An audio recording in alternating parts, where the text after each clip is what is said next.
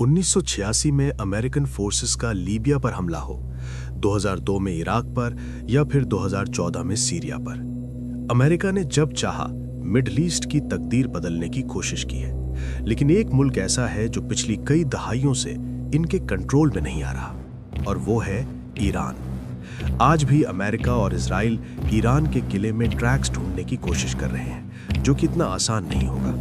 तारीख गवाह है कि पिछले 600 सालों से ईरान के बॉर्डर्स का 1 इंच भी अपनी जगह से नहीं हिल पाया। फिर चाहे हमलावर रोमन्स हों, अरब्स, तुर्क्स, रशियंस या फिर ब्रिटिश एम्पायर ही क्यों ना हो, ईरान ने बार बार ये साबित किया है कि वो बड़े से बड़े हमले को भी झेलने की ताकत रखता है। लेकिन आखिर इस ताकत का असल राज क्या है? वो क्या चीज़ है जो ईरान को बाकी अरब मुल्कों से बिल्कुल अलग और सख्त जान बनाती है?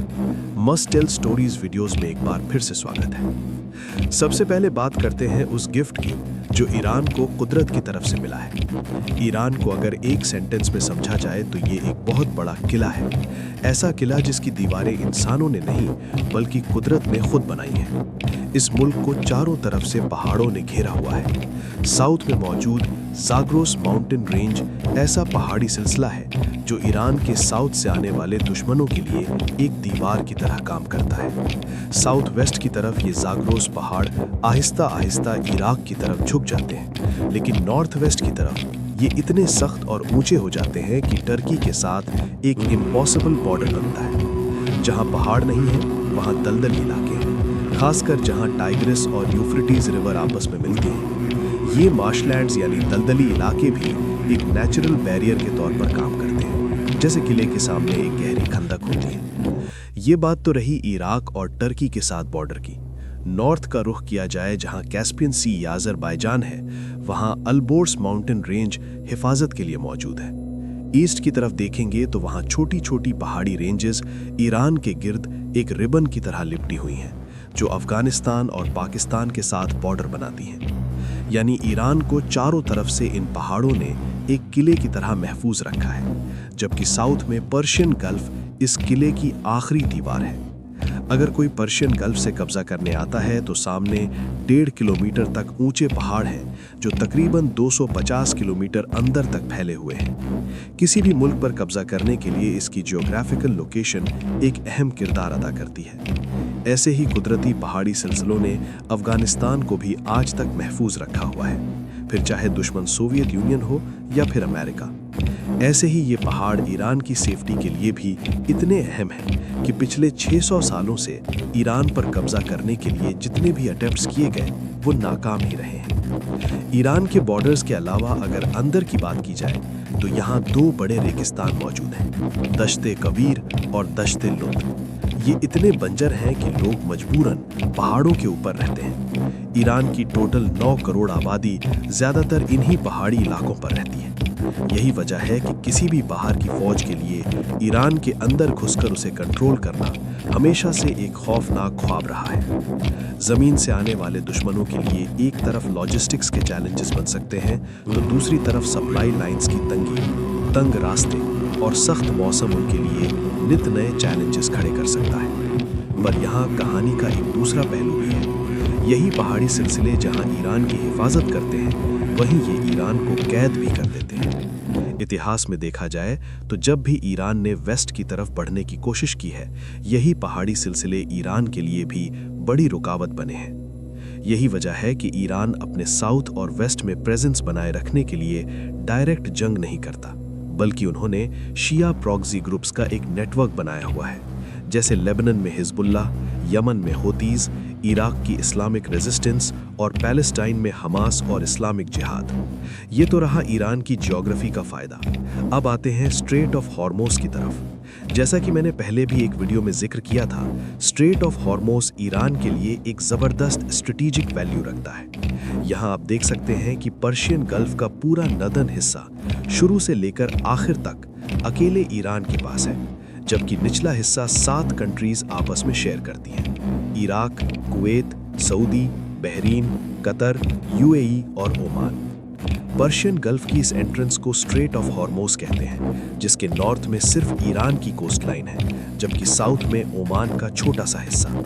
हॉर्मोज पर ईरान की साइड पर एक वी शेप बनता है, जिसकी वजह से 3 साइड से ईरान इस हिस्से को बेहतर कंट्रोल कर सकता है। और निचला हिस्सा जो ओमान के पास है, वो एक तो पॉइंटेड है, दूसरा वहां तंग पहाड़ी रास्ते हैं, और ये हॉर्मोज पर सिर्फ 50 किलोमीटर तक निकला हुआ है। इस पॉइंट पे ईरान के लिए हमेशा से हॉर्मोज को बंद करना काफी आसान रहा है, और अब आखिरकार उन्होंने ये ऑप्शन यूएस इजराइल के हमलों के बाद इस्तेमाल भी कर डाला। ईरान साफ साफ कह चुका है कि अगर किसी भी मुल्क का कोई जहाज हॉर्मोज की तरफ बढ़ा तो उसे जला दिया जाएगा। इससे वो सिर्फ गल्फ कंट्रीज ही नहीं बल्कि पूरी दुनिया को प्रेशर में ला सकता है, क्योंकि दुनिया का 20% ऑयल और कतर की 90% एलएनजी के साथ साथ वर्ल्ड इकोनॉमी का 5% इसी हॉर्मोज पे डिपेंड करता है। 2025 में वर्ल्ड इकोनॉमी $120 ट्रिलियन थी, और हॉर्मोज बंद होने के बाद इसमें से $6000 अरब अचानक से मिट जाएंगे। अगर ईरान पर कोई भी कब्जा या हमला करना चाहेगा तो ईरान के पास हॉर्मोज बंद करके पूरी दुनिया को प्रेशर में डालने का एक कीमती एसेट मौजूद है। ईरान के पास तीसरा फायदा है एक बहुत ही लंबी कोस्ट लाइन का। ईरान का टोटल पेरीमीटर 8731 किलोमीटर है, जिसमें से 2815 किलोमीटर समुद्री कोस्ट लाइन है, कैस्पियन सी और पर्शियन गल्फ पर। यानी ईरान के बॉर्डर का 32% कोस्ट लाइन है। और आपको बताता चलूं कि ये कोई मामूली कोस्ट नहीं है। नॉर्मली कोस्ट के बाद रेत होती है, लेकिन यहाँ पर पहाड़ी सिलसिले हैं, जहाँ ईरान ने सीक्रेट लोकेशंस पर मिसाइल बैटरीज नस्ब कर रखी हैं। यहाँ गारें और कई ब्लाइंड स्पॉट्स हैं जो सैटेलाइट या ड्रोन से देखने पर नजर ही नहीं आते। अगर कोई दुश्मन समंदर से जमीन पर उतर भी जाए तो उन्हें फौरन ही पहाड़ों का सामना करना पड़ता है, जहां से अचानक उन पर हमला हो सकता है। जियोग्राफी, स्ट्रेट ऑफ हॉर्मोज और मुश्किल कोस्ट लाइन के बाद ईरान को बाहर के इन्वेडर्स से बचाने वाली तीसरी शील्ड है वहां बसने वाली अलग अलग कौमें। कैसे? ईरान एक मल्टी एथनिक मुल्क है, मतलब वहां सिर्फ एक कौम नहीं रहती।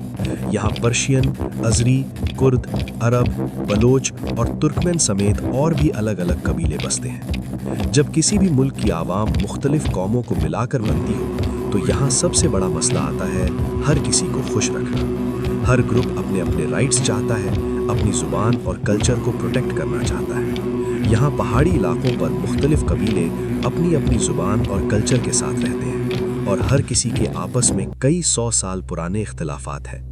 बेशक ईरान ने सबको शिया मुस्लिम्स की अम्ब्रेला के नीचे एक करके रखा है, लेकिन फिर भी अक्सर यहाँ प्रोटेस्ट्स देखे जाते हैं। रिसेंटली दिसंबर 2025 में शुरू होने वाले प्रोटेस्ट्स आज की डेट तक चल रहे हैं, जिसमें अभी तक 7000 से ज्यादा लोग मर चुके हैं। ये 1979 के इस्लामिक रेवोल्यूशन के बाद सबसे बड़ा प्रोटेस्ट है। इन सब को कंट्रोल करना और एक ही अम्ब्रेला के नीचे लाना ईरान के लिए हमेशा एक मुश्किल काम रहा है। कभी एक ग्रुप नाराज तो कभी दूसरा। ये मल्टी एथनिसिटी जहां ईरान के लिए एक प्रॉब्लम है, वहीं बाहर से आने वाले किसी इन्वेडर के लिए उससे भी बड़ा मसला है। जो भी ईरान पर कब्जा करने का सोचेगा, पहले तो उसे जियोग्राफी से लड़ना होगा और फिर अंदर के लोगों को एक साथ ले चलना होगा, जो कि एक नामुमकिन काम लगता है। यही वजह है कि ब्रिटिश कॉलोनियल दौर में, जहां सब कॉन्टिनेंट पर ब्रिटिशर्स का राज था, ईरान को कभी कोई अपनी कॉलोनी नहीं बना पाया।